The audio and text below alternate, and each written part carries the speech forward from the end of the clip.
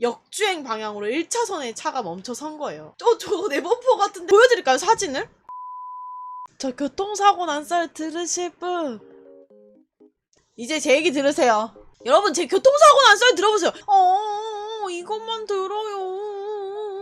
몇 년 전에 제가 새벽에 전주 안주 고속도로를 지나가고 있는데, 거기 많이 다녀보셨던 분들은 아시겠지만 터널이 되게 많아요. 그날 비가 되게 많이 왔단 말이에요. 앞이 안 보일 정도로 비가 막 쏟아졌어요. 하늘에 구멍 난 것처럼 비가 엄청 많이 쏟아졌었단 말이에요. 조심해야지 하면서 달리고 있었단 말이죠. 그때 당시에 제가 빗길, 눈길, 터널에서 들어가고 나올 때가 위험하다고 하는데 얼마나 위험한지를 몰랐던 때였었어요. 터널을 빠져나왔는데 나오자마자 안 그래도 비가 많이 쏟아졌는데 더 많이 쏟아져가지고, 워터파크 가면은 물 막 뿌리잖아요. 그런 것처럼 누가 하늘에서 물을 이렇게 밤이고 비가 많이 오니까 시야가 확보가 안 되는 거예요. 1차선에 있었거든요. 저도 모르게 앞이 안 보이니까 브레이크를 밟은 거예요. 1차선에서 제 차가 어떻게 됐었냐면, 이렇게 가다가 차가 원래 이렇게 가잖아요. 앞바퀴가 돌아가는 거니까. 근데 갑자기 차가 이렇게 가는 거예요. 옆으로. 이게 차라고 하면은 차가 이렇게 가는 게 아니라 이렇게 가는 거예요. 그러더니 갑자기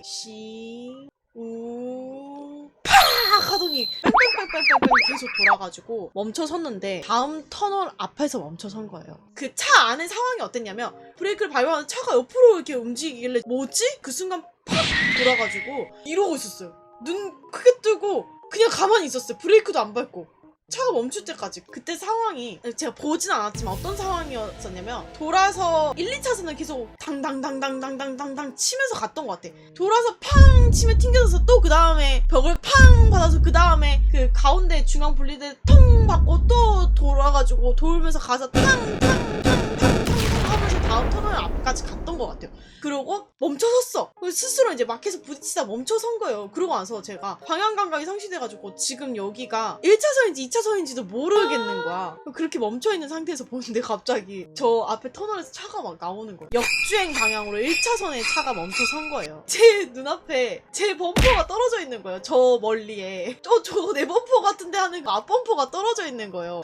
그거 보고 차가 빵 하면서 나오는 거예요. 제가 너무 깜짝 놀래가지고 일단 실내등을 다 켜놓고 중요한 물건들만 챙겨가지고 나왔어요. 신고를 하려고 전화를 하려고 하는데 전화가 목통이 돼가지고 안 되는 거예요. 근데 너무 감사하게도 어떤 차가 지나가다가 멈춰가지고 신고를 해줬어. 그분이 와가지고 괜찮으세요? 전화가 안 돼요. 제가 신고해드릴게요 하고 119에 신고를 해주신 거예요. 119에 신고했거든요. 곧 있으면 경찰차랑 올 거예요. 감사합니다 하고 그분 연락처를 받고 그분은 갔단 말이에요. 저는 이제 밖에 나와가지고 막 상황을 보는데 차가 역주행 방향으로 서 있으니까 저는 뒷모습만 보였었거든요. 근데 뒷모습 봤을 때는 뭐 크게 막 뭐가 어떻게 되는지 잘 모르겠어요. 그냥 앞범프만 저기 나가 떨어져 있던 거지. 뒤에서 열심히 사진을 찍어놨었단 말이에요. 그런 지 10분도 안 돼서 구급차가 왔어요. 그렇게 119에 신고를 하면 구급차, 경찰차, 레카차 이렇게 세 대가 세트로 오더라고요. 오자마자 빨간 칼코 세워놓고 나서 구급차 아저씨가 와가지고 저한테 괜찮으세요? 네 괜찮아요. 구급차에 타래. 그래서 일단은 그쪽으로 탔어요. 타가지고 이제 앉아있는데 괜찮냐 이러고 막 물어보고 어디 다친 데는 없는지 확인하고 마음의 안정을 취하고 있었어. 근데 경찰 아저씨가 저한테 와가지고 딱 이걸 물어봤어요. 에어백 터졌어요?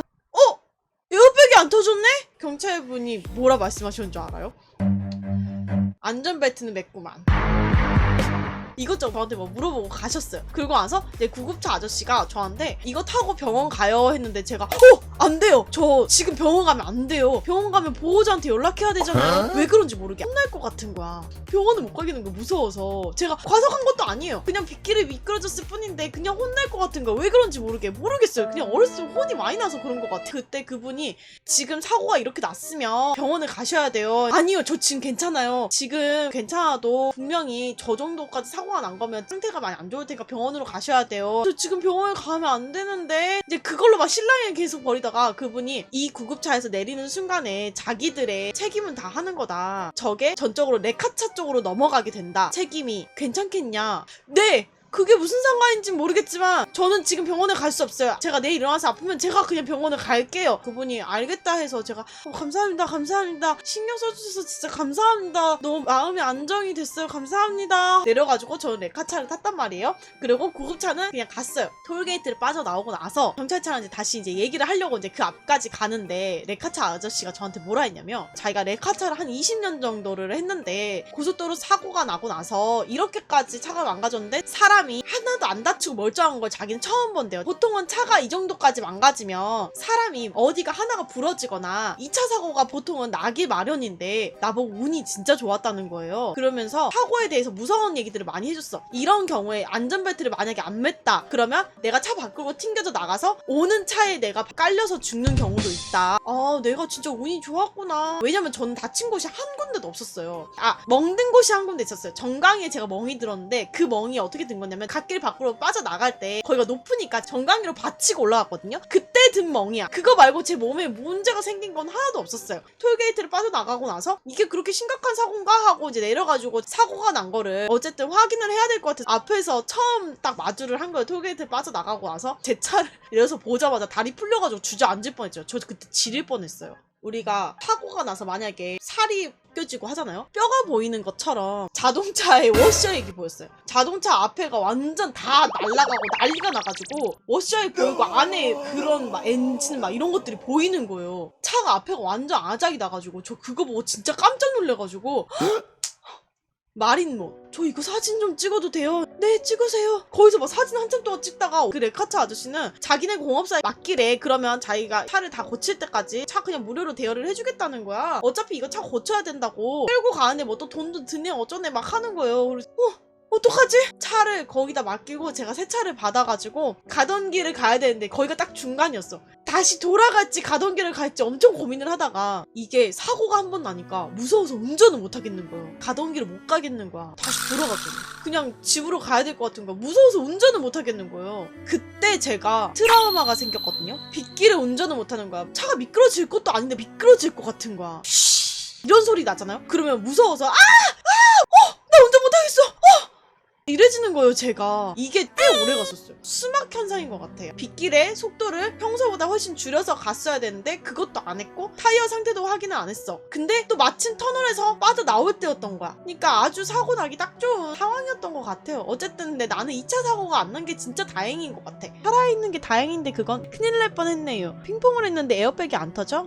그 정도 사고면 걸어가다가 쓰러져도 모자란 상황인데 구급차가 아니라 레카차를 탄다니. 그건 진짜 신이 도왔다 팡치. 안전벨트 착용하면 100% 아니지만 파라는 방지됨. 대박! 구독자 늘었다.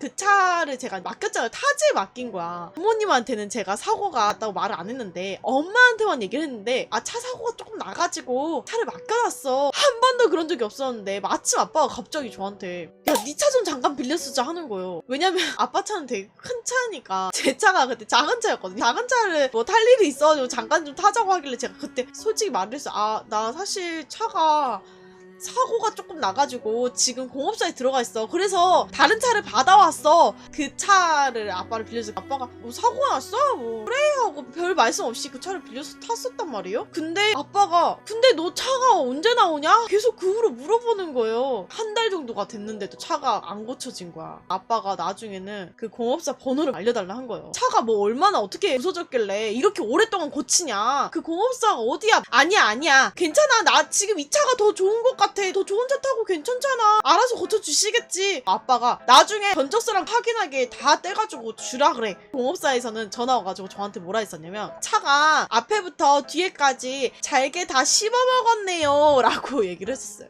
그러니까 지금 멀쩡한 데 없이 지금 다 완전 차가 다 뒤틀렸다. 그 정도면 솔직히 폐차를 해야 된다라고 했었는데 아니요 고쳐주세요. 괜찮아요. 저는 그 차 탈 거예요. 고쳐주세요. 그래가지고 한 달 넘게 걸렸었어요. 그리고 그때 보험회사에서도 전화가 계속 왔었거든요. 처음에 사건 경위에 대해서 전화로 물어보다가 나중에는 제가 뽑았었나? 어떻게 사고가 났는지 그 상태가 어땠는지 막 이런 것들을 자세하게 다 적어가지고 제출을 했었어요. 근데 계속 전화가 와가지고 계속 똑같은 걸 물어보는 거야. 졸음운전 했는지 술을 마셨는지 사고가 어떻게 났는지 막 이런 것들을 물어보다가 계속 전화해서 계속 물어보니까 나중에는 왜 계속 귀찮게 물어보지? 했었는데 어느 순간 근데 그 사고가 그렇게 날 수가 없는데 어떻게 그렇게 났지? 라고 하길래 제가 거기서 갑자기 빡 꽂혀가지고 내가 사고 경위서도 보내고 같은 말을 몇 번이나 졸음운전을 한 것도 아니고 음주운전을 한 것도 아닌데 내가 지금 거짓말을 왜 자꾸 똑같은 걸 자꾸 전화해서 물어보는 거죠. 같은 말 몇 번은 더 해야 돼요. 화를 내니까 그제서야 진행이 됐어요. 계속 전화해서 확인을 하더라고요. 몇 번이나 같은 걸 얘기를 하고 이게 뭐 있을 수 없는 상황이라고 얘기를 하니까 갑자기 빡이 치는 거예요. 그때 견적이 꽤 나왔었어요. 몇백만 원 나왔었어. 그러니까 보험회사에서도 계속 그렇게 연락을 해서 물어본 거였겠지? 사진이 저한테 있거든요. 보여드릴까요, 사진을?